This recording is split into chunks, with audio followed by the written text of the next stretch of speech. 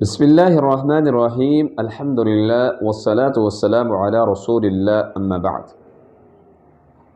ہر شخص چاہتا ہے کہ میری مالی حالات جو ہیں وہ صحیح ہو جائیں، درست ہو جائیں۔ اس کے حوالے سے آج ایک مسنون آسان ذکر آپ کی خدمت رکھنے جا رہا ہوں۔ جو شخص یہ ذکر کرتا ہے اللہ اس کی پریشانیاں دور کرتے ہیں۔ قرآن مجید میں اللہ فرماتے ہیں فَقُلْتُ اسْتَغْفِرُوا رَبَّكُمْ إِنَّهُ كَانَ غَفَّارًا يُرْسِلِ السَّمَاءَ عَلَيْكُمْ مِدْرَارًا وَيُمْدِدْكُمْ بِأَمْوَالٍ وَبَنِينَ وَيَجْعَلْ لَكُمْ جَنَّاتٍ وَيَجْعَلْ لَكُمْ أَنْهَارًا۔ اللہ فرماتے ہیں تم استغفار کرو، وہ رب کریم تمہارے گناہوں کو معاف کرنے والا ہے، گناہ معاف بھی کر دے گا۔ یرسل السماء علیکم مدرارا، اللہ تم پر اپنی رحمتوں کے آج جو بارشوں کا نزول بھی کرے گا۔ یہاں ہی پر بس نہیں، فرمایا وَيُمْدِدْكُمْ بِأَمْوَالٍ وَبَنِينَ، اور تمہاری مدد کرے گا مالوں کے ساتھ اور اولاد اور بیٹوں کے ساتھ تمہاری مدد کرے گا۔ یہ دنیا میں انعامات ہیں، اور آخرت میں کیا ہے؟ وَيَجْعَلْ لَكُمْ جَنَّاتٍ وَيَجْعَلْ لَكُمْ أَنْهَارًا، وہ نعمتوں والی جنت میں انسان کو داخل کر دیا جائے گا جو استغفار کو لازم پکڑتا ہے، لازم کرتا ہے، استغفار کثرت سے کرتا ہے، اللہ اس کے گناہوں کو بھی معاف کر دیتے ہیں، اور یہ جنت میں بھی جائے گا، جنتی مہمان بھی بنا دیا جائے گا۔ دنیا میں اس کی مال کے ساتھ، اولاد کے ساتھ مدد کی جائے گی، آسمان سے اللہ کی رحمتوں کا جو ہے وہ اس پر نزول ہوگا جو استغفار پڑھتا ہے۔ امام احمد بن حنبل کے دور میں امام صاحب ایک دن جو ہے وہ سفر پہ جا رہے تھے، کسی مسجد کے پاس سے گزرے، کہا سوچا مسجد رات ادھر ٹھہر جاتا ہوں۔ جب مسجد میں ٹھہرنے کا ارادہ کیا، مسجد میں داخل ہونے لگے تو جو مسجد کا خادم تھا اس نے منع کر دیا کہ نہیں جی آپ مسجد میں نہیں سو سکتے، ہمارے جو ہے وہ اپنے نظام ہے، ہمارا جو ماحول ہے، وہ غیر آدمی جو ہے وہ مسجد میں نہیں سو سکتا۔ امام صاحب نے اس کو بڑی گزارش کی لیکن وہ نہیں مانا۔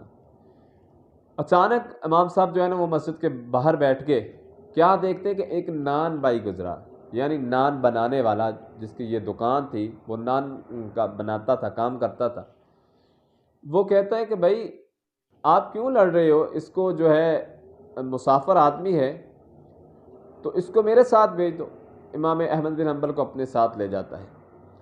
امام صاحب کیا دیکھتے ہیں اس کے گھر میں جا کے کہ یہ بندہ بڑا خوش مزاج سا ہے اور اس کے زبان سے اللہ کا ذکر کر رہا ہے۔ امام صاحب دیکھتے ہیں اور پوچھتے ہیں کہ بھائی میں تجھے دیکھ رہا ہوں کوئی تو ذکر کر رہا ہے، کون سا ذکر کرتا ہے؟ تو نان لگا رہا ہے، اپنے کام پہ جا رہا ہے تو بھی ذکر کر رہا ہے، کون سا ذکر کرتے ہو؟ کہتا ہے میں کوئی اور ذکر تو نہیں کرتا، بس استغفار کرتا ہوں۔ اچھا، امام صاحب پوچھتے ہیں استغفار نے تمہیں دیا کیا ہے؟ استغفار کرتے ہو، اس کی بدولت کچھ ملا بھی ہے کہ نہیں؟ کہتا ہے حضرت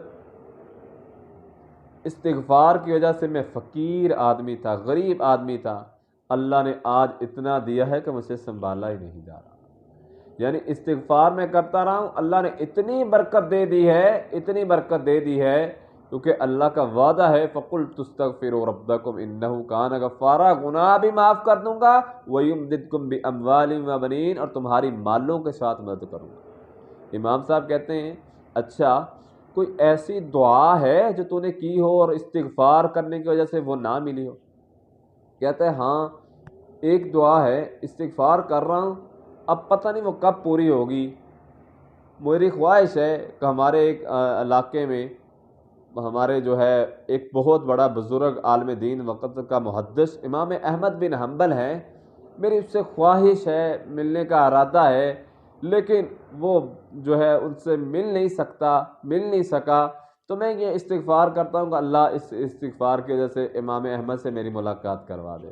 امام صاحب مسکرائے اور کہتے ہیں اے آدمی اے خوش نصیب، میں ہی وہ امام احمد بن حنبل ہوں، جب میں گھر سے نکلا مجھے ایسے لگ رہا تھا کہ جیسے اللہ کے فرشتے مجھے پکڑ کر تیری طرف لا رہے ہیں۔ یہ استغفار ایسا مجرب وظیفہ ہے، ایسا پاورفل وظیفہ ہے، جو انسان پڑھتا ہے اللہ اس کی مشکلات بھی دور کر دیتے ہیں، مالی جو تنگیاں ہوتی ہیں اس کو بھی اللہ، فاقہ کشی کو بھی اللہ دور کر دیتے ہیں، مالوں کے ساتھ اس کی جو اللہ مدد کرتے ہیں۔ آسمان سے اللہ کی طرف سے بارشوں کا نزول ہوتا ہے، رحمتوں کا نزول ہوتا ہے۔